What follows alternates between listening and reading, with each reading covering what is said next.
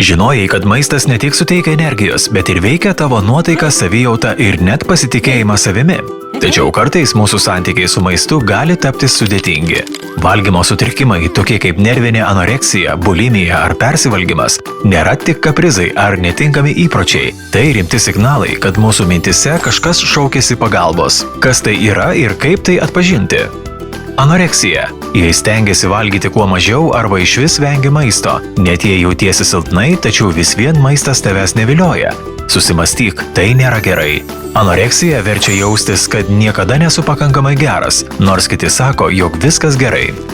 Bulimija.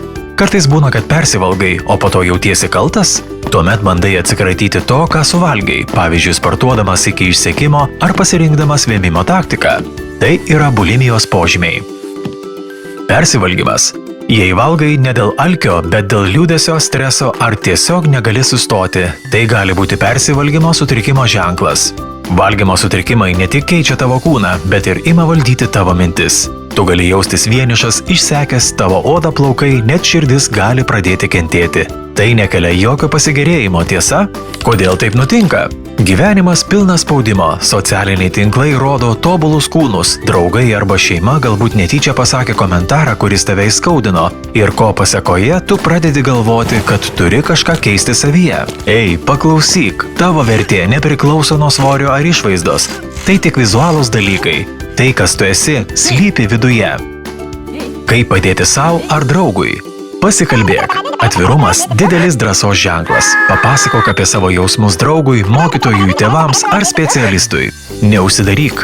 Jei pastebi, kad draugas vengia valgyti ar elgiasi kitaip neįprastai, būk tas žmogus, kuris paklaus, ar jam viskas gerai. Ir patikėk mumis, vėliau jis tau padėkos.